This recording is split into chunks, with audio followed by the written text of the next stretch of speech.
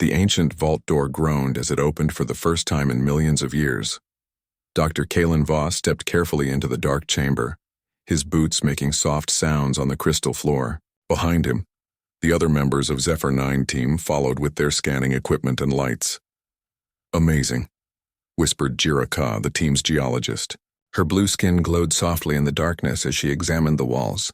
"These crystals are older than any civilization we know about." Kalen nodded and pointed his light at strange symbols carved into the crystal walls. As a language expert, he had studied thousands of alien scripts, but these markings were different. They seemed to shimmer and move when he looked at them directly. Team leader Voss called out Nex 77, the mechanical member of their group. His metal body clicked as he moved deeper into the chamber. "I am detecting a large object in the center of this room." The team moved forward together. Their lights revealed a massive crystal tablet standing upright like a monument. The tablet was covered in the same strange writing that decorated the walls. But this writing was different somehow. It pulsed with a faint inner light. "By the stars," breathed Zara Prime, their technology specialist. "This tablet is still active after all this time. The power source must be incredible." Kalen approached the tablet carefully. He had spent his whole life studying ancient languages, but something about these symbols made his mind feel strange. When he looked at them, he could almost understand their meaning, like a whisper at the edge of his thoughts. "What does it say?" asked Jira Ka. Kalen placed his scanner against the crystal surface. "Give me time. These symbols are like nothing I have ever seen, but there is something familiar about them." Hours passed as Kalen worked. The rest of the team explored other parts of the vault, finding more tablets and crystal formations. Everything was incredibly old but perfectly preserved. It was as if time had stopped in this place. Finally, Kalen made a breakthrough. The symbols began to make sense in his mind, but what he read made his blood run cold. "Team," he called out, his voice shaking. "You need to see this." The others gathered around him as he began to translate the ancient words. "It is a prophecy," he explained. "The beings who wrote this called it the Codex Terminus. Listen to this part. When the stars grow old and the void grows hungry, the Deathmaker species shall rise. Their corrupted innovation will tear the fabric of reality. Where they walk, chaos follows. Where they build, destruction awaits." Nex 77's mechanical head tilted. "A Deathmaker species? This sounds like a warning about the devourer swarms that destroyed the outer galaxies long ago." "That is what I thought too," Kalen said. "For thousands of years, our leaders have believed this prophecy referred to the devourers. That is why the Galactic Confederation was formed. To watch for signs of their return?" Zara Prime frowned. "But the devourers have been gone for millions of years. Why are you upset about an old prophecy?" Kalen looked at his scanner readings again. Something was wrong. The quantum linguistic analysis was showing results that did not match the traditional translation. "I need to run this through the deep language processor," he said. "The computer on our ship can analyze these symbols at the molecular level. Maybe I am missing something." The team returned to their ship in orbit around the dead planet. Kalen worked for 3 days straight, feeding every symbol into the most advanced translation system in the galaxy. When the results came back, he stared at the screen in horror. The ancient word they had translated as corruption actually meant something else. The molecular structure of the symbols showed it meant creativity or innovation beyond rules. And there was more. The timeline references in the prophecy were not about the distant past. They were about now. Kalen called an emergency meeting with his team. "The prophecy is not about the devourer swarms," he announced. "We have been wrong for thousands of years." "What do you mean?" asked Jira Ka. "The Deathmaker species the prophecy warns about is not extinct. They are new to our galaxy. They were welcomed into the Confederation just 50 years ago." The team stared at him in silence. "The prophecy is about humans," Kalen whispered. Zara Prime laughed nervously. "That is impossible. Humans are primitive. They barely have space travel. They pose no threat to anyone." But Kalen was already pulling up files on his computer. "Look at their development timeline," he said. "In just 200 years, they went from horse-drawn carts to faster-than-light travel. No species in galactic history has advanced that quickly." "That proves nothing," Nex 77 said. "Many species have rapid growth periods." "Not like this," Kalen insisted. "Look at how they innovate. Other species follow predictable patterns. They improve existing technology step by step. But humans do something different. They combine things in ways that should not work. They break rules and ignore limits. He showed them examples from human history. They attached wings to metal tubes and called it flying. They used explosions to throw themselves into space. They took sand and lightning and created thinking machines. Every breakthrough they make defies conventional logic. The team studied the data in growing alarm. Human innovation was chaotic and unpredictable. They solved problems by creating new problems, then solving those too. They built weapons from farming tools and medicine from poisons. The prophecy calls this corrupted innovation, Kalen explained. But the word means creativity that ignores natural laws. Innovation that should be impossible but works anyway. Jirika's blue skin had gone pale. If you are right, then we have a problem. The Confederation Council must be warned immediately. Wait, said Zara Prime. There is something else in that prophecy. What did it say about tearing the fabric of reality? Kalen scrolled through his translation. It says their innovation will open doors that should stay closed and wake sleepers in the deep void. The team looked at each other in growing fear. If the prophecy was true, then humanity was not just a threat to the Confederation. They were a threat to reality itself. We have to report this, Next 77 said finally. Kalen nodded, but he felt sick inside. He had spent years studying human culture through their art and stories. They seemed like a kind and curious species. They dreamed of exploring the stars and making friends with aliens. The idea that they might destroy the universe seemed impossible, but the evidence was clear. The ancient beings who wrote this prophecy had technology beyond anything the current galaxy possessed. They had seen the future and they were terrified. Send the message to Confederation Command, Kalen ordered. Tell them we have decoded the true meaning of the Codex Terminus. The Deathmaker species is not extinct. They are among us now. As the message was transmitted across the galaxy, Kalen looked out at the stars. Somewhere out there on a small blue planet, 5 billion humans went about their daily lives. They had no idea that their love of invention and innovation had marked them for destruction. The prophecy was clear about one thing. The Deathmaker species had to be stopped before they fulfilled their destiny. The question was whether the Confederation would have the strength to do what was necessary. Kalen hoped they would never find out. Admiral Thrace Corvin stood in the center of the Confederation command chamber, watching as data streams flowed across the massive wall displays. The report from Zephyr 9 had arrived 3 days ago, and since then, the entire leadership of the galaxy had been in emergency session. Are we certain about this translation? Asked Chancellor Mirvok, her tentacles writhing with anxiety. As leader of the Confederation Council, she had to make the final decision about how to handle this crisis. Dr. Voss appeared on the main screen via quantum communication link. I have checked the analysis 17 times, he said. I even brought in translation experts from 4 different species. They all confirmed the same result. The prophecy refers to humans. Fleet Commander Zixus leaned forward in his chair. His reptilian features showed deep concern. Admiral Corvin, what is the current status of human space? Thrace activated his tactical display. Humans currently control 43 star systems. They have approximately 12 billion people spread across their colonies. Their main fleet consists of 300 warships, though their technology is still considered primitive by our standards. Primitive, but advancing rapidly, added Science Director Yala Ren. Our monitoring stations report that human innovation speed is increasing. They are developing new technologies every month that should take decades to perfect. Chancellor Mirvok's main eye focused on the tactical display. Show us examples of this concerning innovation. Yala Ren activated a series of files. 6 months ago, humans were struggling with basic plasma containment. Yesterday, they built a power generator that uses gravity waves as fuel.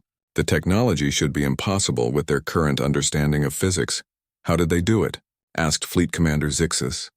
They combined a failed experiment in artificial food production with debris from a crashed mining robot and parts from a children's toy. The result works perfectly, even though our scientists cannot explain why. The room fell silent as the implications sank in. Admiral Corvin had fought in 3 galactic wars, but he had never faced anything like this. How do you fight an enemy whose weapons should not exist? There is more, Yala Ren continued. Humans have begun experimenting with dimensional physics. Our spies report they are close to creating rifts in space-time. Chancellor Mirvok's tentacles went rigid with fear. Dimensional rifts? That is exactly what the prophecy warned about. Open doors that should stay closed. We have to act, Fleet Commander Zixis said firmly. If the prophecy is true, then every day we wait brings us closer to universal destruction. Admiral Corvin felt a heavy weight in his chest. You are talking about genocide, the elimination of an entire species. A species that could destroy reality itself, Zixis replied. The prophecy is clear. The Deathmaker species must be stopped. Dr. Voss's image flickered on the screen. There might be another way. Perhaps we could limit their technology, control their development. Yalaren shook her head. Impossible. Human innovation cannot be controlled because it does not follow logical patterns. They create breakthroughs by accident. They discover new physics while trying to fix broken appliances. Chancellor Mirvok stood up slowly. The Council has debated this for 3 days. The vote was close, but the decision is made. Admiral Corvin, you will implement the Revelation Protocol. Thrace felt his heart sink. The Revelation Protocol was the Confederation's most secret military plan. It was designed for the complete elimination of an entire species deemed too dangerous to exist. Chancellor, please reconsider, he said. Humans have done nothing wrong. They are not evil. They are simply creative. That creativity threatens the universe, Mirvok replied sadly. I wish there was another choice, but the prophecy gives us none. If we wait, humanity's innovation will tear holes in reality and wake things that should sleep forever. Fleet Commander Zixis activated his command interface. How long will you need to prepare the fleet? Admiral Corvin looked at the tactical displays showing human space. Each dot of light represented millions of innocent people. 2 weeks to gather enough ships, 3 weeks to reach their territory. Make it happen, Mirvok ordered. And Admiral? Make it quick. The humans should not suffer. As the meeting ended, Thrace remained in the command chamber. He stared at the display showing the human home system. Earth looked so small and peaceful from this distance. It was hard to believe that such a tiny world could threaten the entire galaxy. Meanwhile, in human space, Commander Sarah Chen was beginning to notice strange things.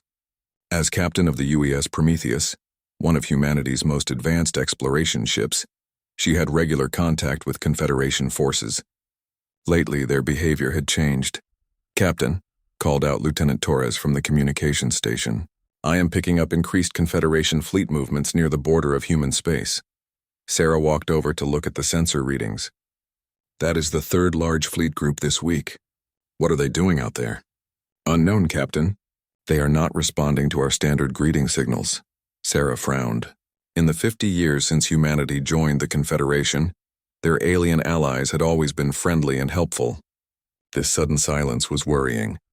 Sir, said Navigator Kim from his station, I have been monitoring communication traffic between Confederation ships. They are using heavy encryption codes. Military level. Military? Sarah's concern grew. Why would they need military encryption for routine operations? Lieutenant Torres looked up from her console. Captain, I think you should see this. I intercepted a fragment of a transmission before they switched to a new encryption code. Sarah read the text on the screen. Most of it was scrambled, but a few words were clear. Human threat, elimination, and universal safety. Are they talking about us? Lieutenant Torres asked quietly. Sarah felt a chill run down her spine. I do not know, but we need to find out. Set course for the nearest Confederation monitoring station. We are going to get some answers. As the Prometheus changed direction, Sarah wondered what could have changed so suddenly. Last month, human diplomats had been welcomed at the Confederation Council. Human scientists worked alongside alien researchers on dozens of projects. What could have happened to turn their allies against them? She thought about the recent scientific breakthroughs her people had made. The gravity wave generator, the dimensional scanner, the quantum food synthesizer. Human scientists were proud of their rapid progress, but maybe their alien friends saw things differently. Back in Confederation space, Admiral Corvin was assembling the largest fleet in galactic history, 5,000 warships from 12 different species, all converging on the edge of human territory. The firepower was enough to sterilize entire star systems. As he reviewed the attack plans, Thrace tried to find another solution. Maybe they could evacuate the humans to a distant galaxy. Maybe they could find a way to suppress their innovation without killing them. But every scenario ended the same way. Human creativity was not something that could be turned off or controlled. It was part of who they were, and according to the prophecy, that creativity would eventually destroy everything. "Admiral," called out his aide, "all fleet groups are in position. We can begin the operation at your command." Thrace looked out at the stars one last time. Somewhere in that darkness, humans were living their lives, building their futures, dreaming their dreams. They had no idea that their greatest strength had become their death sentence. "Signal all ships," he said quietly. "We begin the approach to human space in 12 hours. Dr. Evelyn Torres was having coffee in her laboratory when the alarm started screaming. She looked up from her quantum equations to see red warning lights flashing throughout the research station. "All personnel to emergency stations," announced the computer. "Confederation fleet approaching. Status unknown." Evelyn dropped her coffee mug and ran to the nearest observation window. Outside in space, she could see ships approaching the research station. Lots of ships. More ships than she had ever seen in one place. "Dr. Torres to the bridge," called Captain Morrison over the intercom. "We need you up here now." Evelyn ran through the corridors of Research Station Alpha 7 as the lead scientist for human xenotechnology studies. She had been working on understanding alien technology for the past 5 years. Her job was to figure out how alien devices worked and adapt them for human use. When she reached the bridge, Captain Morrison was staring at the tactical display with a grim expression.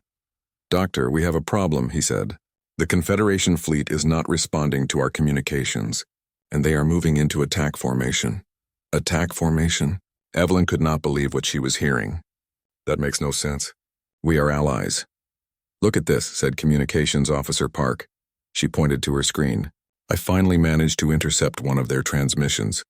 They are calling this Operation Cleansing Fire." Evelyn felt her blood turn cold. "Cleansing Fire? That sounds like they want to destroy us," Captain Morrison finished. "The question is why?" Before anyone could answer, the first energy beam struck the station's shields. The entire structure shook as the defensive barriers absorbed the impact. "They are actually shooting at us," Officer Park said in disbelief. "All hands battle stations," Captain Morrison ordered. "This is not a drill." But Research Station Alpha 7 was not built for war. It had basic defensive shields and no weapons. Against a full Confederation fleet, it would last maybe 10 minutes. "Captain," Evelyn said urgently, "give me access to the engineering sections. I have an idea." "Doctor, this is not the time for experiments. Trust me," she said. "Human technology got us into this mess. Maybe it can get us out." Captain Morrison nodded and gave her full access to the station systems. Evelyn ran to the main engineering deck, her mind already working on a solution. The station shook again as more energy beams hit the shields. Evelyn could see the power levels dropping rapidly. They had maybe 5 minutes before the shields failed completely. She looked around the engineering section. Standard human technology filled the room. Gravity generators, life support systems, quantum computers, and a dozen experimental devices she had been working on. None of them were weapons, but that was okay. Humans were good at making weapons from things that were not weapons. "Computer," she called out, "connect me to all station systems. I need complete control." "Warning," the computer replied. "Manual system integration is extremely dangerous. System failure could result in station destruction." "The station is going to be destroyed anyway," Evelyn muttered. "At least this way we have a chance." She began pulling apart the nearest gravity generator. The device was designed to create artificial gravity for the station, but Evelyn knew it could do more. Gravity was just curved spacetime, and if you curved it enough, you could create some very interesting effects. Next, she grabbed the quantum entanglement communicator. It was meant for sending messages faster than light, but the quantum fields it generated could be used for other things. The station shook violently as another wave of energy beams struck. The lights flickered and several systems went offline. "Dr. Torres?" Captain Morrison's voice came over the intercom. "Whatever you are doing, do it faster. We have maybe 2 minutes left." Evelyn was now connecting the gravity generator to the quantum communicator using power cables from the coffee maker in the break room. It should not work, but human technology had a history of working when it should not. She added components from the air recycling system, the food synthesizer, and even the entertainment hologram projector. Each piece served a specific purpose in her growing contraption.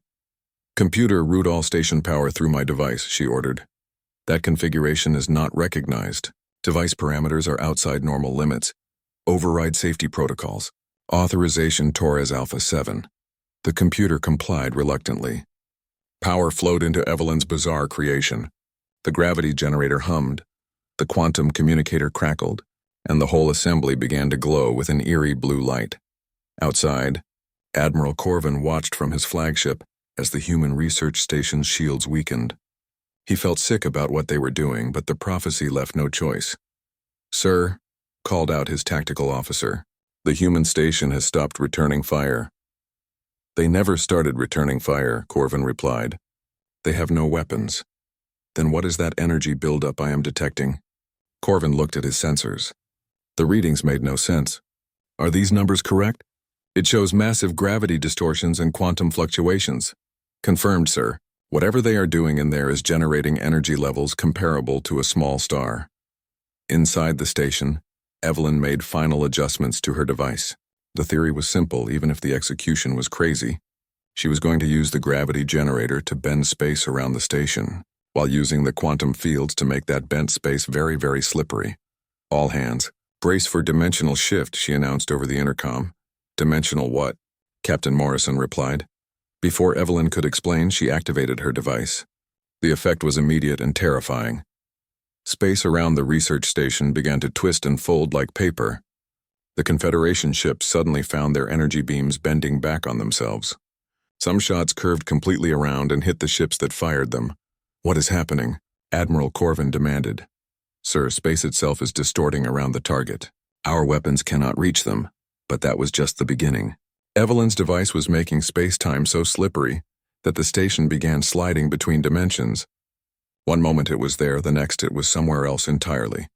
"We are moving," reported Navigator Kim from the bridge. But not through normal space. The station was skipping across reality like a stone on water.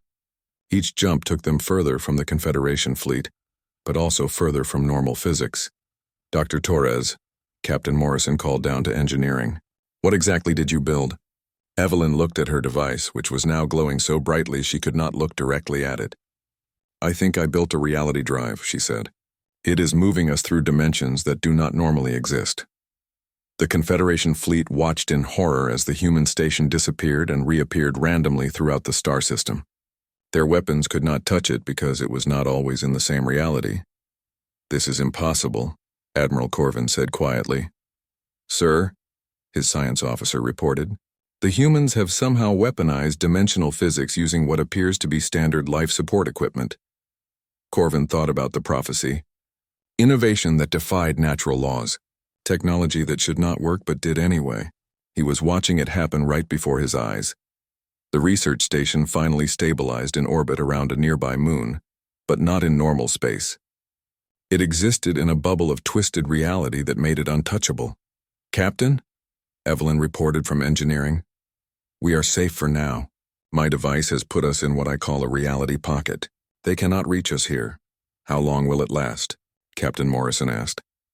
Evelyn looked at her impossible machine, which was now powered by gravitational coffee and quantum entertainment systems. "I have no idea. I am making this up as I go along." That statement would have horrified any Confederation scientist. But for humans, making things up as they went along was just another Tuesday. Admiral Corvin stared at the space where the research station should be, but was not. The humans had just proven the prophecy correct. They had torn a hole in reality using kitchen appliances and succeeded. "Sir," his communications officer said quietly. "What are your orders?" Corvin realized that this was just the beginning. If humans could do this with a research station, what could they do with their entire civilization? The Deathmaker species had just shown their true power. The Confederation fleet reached Earth's solar system just as humanity's greatest experiment was about to begin. Admiral Corvin stood on the bridge of his flagship, watching 5,000 warships take positions around the human home world. "Sir," reported his tactical officer, "all ships are in position. We can begin the final phase." Corvin nodded grimly. After witnessing what humans could do with a research station, the Confederation leadership had become even more determined to end the threat. Every hour they waited, human technology became more dangerous. "Begin the attack," he ordered. Energy beams lanced out from hundreds of ships, striking Earth's orbital defense stations. The human defenders fought back desperately, but they were outnumbered 20-1. Within minutes, the first defense platform exploded in brilliant fire. On Earth's surface, Dr. Maya Patel was working in the deep physics laboratory beneath the Swiss Alps. She was part of Project Gateway, humanity's attempt to understand the fundamental structure of reality itself. The project had been running for 3 years, but today they were finally ready for their first major test. Dr. Patel called her assistant Dr. Kim. "Are you seeing the news? The Confederation fleet is attacking our orbital stations." Maya looked up from her calculations. Through the laboratory's communication screens, she could see the space battle raging above Earth. "That makes no sense. Why would they attack us?" "I do not know, but we need to evacuate. If they reach the surface..." "No," Maya said firmly. "We cannot stop now. We are so close to a breakthrough." Project Gateway was humanity's most ambitious scientific effort. They were attempting to create controlled rifts in space-time that could allow instant travel to any point in the universe. The mathematics had taken years to perfect, and the equipment had cost more than most planetary budgets. "Dr. Patel, please," Dr. Kim urged. "The government is ordering all research facilities to shut down and evacuate." Maya looked at the massive particle accelerator that filled the underground laboratory. Months of work had led to this moment. "If they shut down now, they might never get another chance. Just give me 1 hour," she said. "One test run. Then we will evacuate." Above them, the space battle was getting worse. Human ships were being destroyed faster than they could respond. Admiral Corvin's fleet was methodically eliminating every piece of human technology in the solar system. But something was wrong. Corvin's science officer was detecting strange energy readings from Earth's surface. "Sir, there is massive power buildup coming from the human planet. Something big is happening underground. Can you identify the source?" "Negative, sir. The energy signature is unlike anything in our databases." Deep underground, Maya activated the particle accelerator. Massive amounts of energy began flowing through the system, creating conditions not seen since the birth of the universe. The goal was to create a small, controlled rift in space-time that could be studied safely. "Power at 50%, reported Dr. Kim reluctantly. "Increase to 75%, Maya ordered. "Dr. Patel, that is beyond safe parameters." "There are no safe parameters anymore," Maya replied, watching the space battle on her screens. "Look outside. We might all be dead in an hour anyway." The particle accelerator hummed with incredible power. In the center of the device, space itself began to bend and twist. Reality became fluid as the experiment pushed beyond the boundaries of known physics. "Rift formation beginning," Dr. Kim announced. "Space-time distortion at..." "Wait, that cannot be right. What is it?" "The rift is bigger than we calculated. Much bigger. And it is not stable." Maya looked at her readings in growing alarm. Instead of the small controlled tear they had planned, they were creating a massive wound in reality itself. "Shut it down," she ordered. "I am trying. The system is not responding." The rift continued to grow, tearing through dimensions that had been sealed for millions of years. And something was on the other side, something that had been waiting in the dark between realities. In space above, Admiral Corvin's fleet suddenly detected something that made their blood freeze. Ancient signals were coming through the dimensional tear, signals they recognized from the oldest warning systems in the galaxy. "Sir," his communications officer reported in a terrified voice, "we are receiving Devourer identification codes." "That is impossible. The Devourers have been extinct for millions of years." "Sir, they are coming through the dimensional rift. Multiple contacts. Thousands of them." Corvin stared at his tactical display as nightmare shapes began emerging from the tear in reality. The Devourer swarms had not been extinct. They had been imprisoned in the spaces between dimensions, waiting for someone to accidentally set them free. And humanity, in their chaotic creativity, had just opened the door. The first Devourer ship to emerge was massive beyond comprehension. It was not built so much as grown, a living mass of dark metal and hungry energy. Behind it came more ships, each one designed for a single purpose, consuming reality itself. "All ships, emergency withdrawal," Admiral Corvin ordered. "We are facing a Category Omega threat." But it was too late. The Devourer ships moved faster than light, faster than thought. They reached the nearest Confederation vessels in seconds and began their terrible work. The Devourers did not destroy ships in the normal way. They ate them. Metal, energy, crew, Even the space the ships occupied simply ceased to exist. Where proud warships had been, nothing remained. Not debris, not energy, not even empty space. Just an absence that hurt to look at. On Earth, Maya and her team watched in horror as their experiment spiraled out of control. The dimensional rift was now kilometers wide and growing larger every minute. "We have to collapse the rift," Maya said desperately. "How? Our equipment cannot handle these power levels." Maya looked around the laboratory frantically. Standard human equipment filled the room, but now she needed to think like a human. What could she combine? What rules could she break? She started pulling apart everything she could find. The coffee machine contained quantum elements. The air purification system had gravity manipulators. Even the security cameras used dimensional focusing crystals. "Dr. Patel, what are you doing?" "Building a reality bomb," Maya replied, connecting impossible combinations of equipment with power cables and duct tape. "A what?" "Something that will collapse the rift by making local reality too dense to penetrate." In space, the battle had become a slaughter. The Confederation fleet that had come to destroy humanity was being consumed by an enemy far worse than they had ever imagined. Admiral Corvin's flagship was one of the last ships remaining. "Sir, the Devourers have consumed 3/4 of our fleet. They are heading for the inner planets." Corvin realized with growing horror that the prophecy had been even worse than they thought. Humanity's innovation had not just threatened the universe, it had doomed it. "Sir, incoming transmission from the human planet." A young woman appeared on the screen. Maya Patel looked exhausted but determined. "Admiral Corvin, I know you can hear this. My name is Dr. Maya Patel. We accidentally opened this dimensional rift and we take responsibility for that. But we think we can close it. How?" Corvin demanded. "We need your ships to create a gravitational focus point while we detonate a reality compression device. It is completely insane and will probably kill us all. But it might work." Corvin looked at his remaining ships, then at the Devourer swarm that was spreading across the solar system like a cosmic cancer. "What do you need us to do?" Maya smiled grimly. "We need you to trust human technology one more time." As the Devourers consumed more of reality with each passing moment, two former enemies prepared to work together on the most desperate plan in galactic history. The irony was not lost on Admiral Corvin. The species they had come to destroy might be the only ones capable of saving the universe. The Deathmaker species had become their only hope. Maya Patel stood in the ruins of her laboratory, surrounded by the strangest collection of equipment ever assembled. Coffee machines hummed next to quantum computers. Children's toys sat connected to gravity generators with jumper cables. Entertainment systems sparked as they processed dimensional mathematics they were never designed to handle. "Dr. Patel," Admiral Corvin's voice came through the communication system. "My remaining ships are in position. We have created the gravitational focus you requested.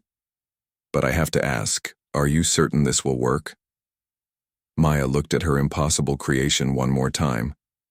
"Absolutely not," she said honestly. "This should not work. By every law of physics I know, this device should explode and kill us all." "Then why are we doing it?"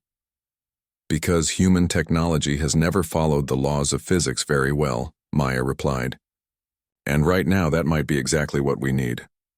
Through the laboratory's communication screens, she could see the Devourer swarm spreading across Earth's solar system. The ancient creatures were consuming everything: ships, planets, moons, even the space between them. Reality itself was being eaten away, leaving holes of nothingness that hurt to look at. "All human settlements, this is Earth Command," came an announcement over the global communication network. "We are implementing the Impossibility Protocol. All civilian engineers, mechanics, inventors, and anyone who has ever fixed something with duct tape, please report to your nearest research facility immediately." Maya smiled despite the terror of their situation. The Impossibility Protocol was humanity's desperate last plan. Instead of using proper military equipment, they were going to fight the universe-eating monsters with the most powerful weapon humanity possessed: pure chaotic creativity. Across human space, ordinary people began building extraordinary things. On Mars, a farmer connected his irrigation system to a fusion reactor and created a gravity cannon. On Luna, children modified their video game systems to generate reality-stabilizing fields. On Europa, a cook used kitchen equipment to build a device that could freeze space-time itself. None of it should have worked. All of it did. Dr. Patel, came a new voice on the communication system. This is Commander Chen on the UES Prometheus. We have linked our ship's entertainment system to our main computer and somehow created a dimensional anchor. We are ready to support your operation. Prometheus, this is Dr. Torres on Research Station Alpha 7. We have weaponized our food synthesizer and are creating reality healing particles. Standing by. More voices joined the network. Hundreds of human ships, stations, and colonies, all reporting impossible technologies built from everyday equipment. The Confederation observers who were still alive watched in amazement and growing hope. Admiral, Maya said to Corvin, we are going to try something that has never been attempted before. We are going to use human creativity as a weapon against the laws of physics themselves. She activated her reality compression device. The machine began to hum with power drawn from sources that should not exist. Coffee-powered quantum fields mixed with toy-generated gravity waves and entertainment system dimensional mathematics. The effect was immediate and beautiful. Reality around Earth began to crystallize, becoming so dense and stable that the devourers could not consume it. The ancient creatures struck at the planet with their reality-eating weapons, but the attacks simply bounced off. It is working, Admiral Corvin reported. The devourers cannot penetrate Earth's reality field. But the creatures were learning. They began to adapt their attacks, finding weak points in the crystallized reality. Maya watched her readings with growing concern. The field is not strong enough, she announced. We need more impossible technology. Across human space, the response was immediate. Every human with access to tools and spare parts began building the most ridiculous devices they could imagine. They combined washing machines with nuclear reactors, connected children's bicycles to starship engines, and used cooking timers to regulate dimensional portals. The Confederation officers watching the humans work were amazed by what they saw. Where other species would have followed careful procedures and established protocols, humans simply grabbed whatever was nearby and started connecting things together. This is insane, muttered one Confederation science officer. They are using a microwave oven to generate antimatter. And it is working, replied his captain in wonder. The network of impossible human technology began to spread across the solar system. Each new device added to the reality-stabilizing field, making spacetime so dense and creative that the devourers could not digest it. Attention all human facilities, Maya announced. We are going to attempt the final phase. We are going to weaponize imagination itself. She had been saving her most impossible idea for last. Using the global communication network, she linked every human mind in the solar system to her reality device. 5 billion humans began thinking together, their combined creativity flowing through coffee machines and toy computers into the fabric of reality itself. The devourers had never encountered anything like it. They were creatures of entropy and destruction, designed to consume ordered reality. But human creativity was not ordered. It was chaotic, unpredictable, and absolutely refused to follow rules. When the devourers tried to eat the human-modified reality, they got more than they bargained for. Instead of consuming stable spacetime, they were forced to digest pure human imagination. The result was catastrophic for the ancient creatures. Devourer ships began to malfunction as their reality-eating systems tried to process the concept of gravity-powered coffee makers. Their navigation systems crashed when they encountered the mathematical proof that children's toys could generate dimensional portals. Their weapons failed completely when faced with the undeniable fact that entertainment systems could be used to heal the universe. Admiral Corvin, Maya called out, now would be a good time for your ships to finish them off. The remaining Confederation fleet, now working alongside human forces, began their attack, but they were not using normal weapons. The humans had shared their impossible technology, and now every ship was armed with devices that should not exist. Admiral Corvin's flagship fired reality compression torpedoes powered by the ship's food replicator. Commander Chen's Prometheus launched dimensional healing missiles built from spare gaming equipment. Research Station Alpha 7 deployed gravity mines that ran on processed coffee grounds. The Devourer Swarm, already weakened by their failed attempt to digest human creativity, could not withstand the assault. One by one, the ancient ships were destroyed not by superior firepower, but by technology that was too impossible for them to understand. The last Devourer ship attempted to retreat back through the dimensional rift, but Maya was ready for that. Her reality device had one final trick. All human facilities redirect your impossible energy to the dimensional rift. We are going to seal it permanently. The combined power of human creativity focused on the tear in space-time, but instead of simply closing it, the humans did something typically human. They improved it. The rift became a dimensional repair facility, automatically healing any future attempts to tear holes in reality. As the last Devourer disappeared and the rift sealed itself, a strange quiet fell over the solar system. Human and Confederation ships floated together in space, surrounded by the debris of the most impossible battle in galactic history. "Admiral Corvin," Maya said finally, "I think we need to talk." The Confederation officer appeared on her screen, looking exhausted but amazed. "Dr. Patel, what your species just did, it should have been impossible." "That is what everyone keeps saying," Maya replied with a tired smile. "But humans have never been very good at accepting what should be impossible." "The prophecy," Corvin said quietly. "We thought it was a warning about destruction, but maybe it was an instruction manual," Maya finished. "Maybe the ancient beings who wrote it knew that someday, reality would need to be saved by people who refused to follow the rules." In the weeks that followed, the Confederation Council met to discuss what had happened. The prophecy was re-examined, and scholars found new meanings in the ancient text. The final line, which had been damaged and unreadable for millennia, was finally deciphered using human linguistic techniques. "They will save us by refusing to be saved." Dr. Kalen Voss, the archaeologist who had first decoded the prophecy, stood before the council to deliver his final report. "The ancient beings were not warning us about humanity," he said. "They were waiting for them. The Deathmaker species was never meant to be our enemy. They were meant to be our salvation." Chancellor Mirvok's tentacles drooped with exhaustion and relief. "So humanity is not a threat to the universe?" "They are the universe's immune system," Kalen replied. "When reality itself is under attack, only a species that refuses to accept limitations can fight back." The Confederation officially apologized to humanity and offered them full membership in the galactic community. More importantly, they established the Department of Impossible Technology, staffed entirely by human engineers who specialized in making things work that should not work. Maya Patel became the first human to win the Galactic Prize for Sciences, specifically for her work in applied impossibility. In her acceptance speech, she said the words that would become humanity's unofficial motto: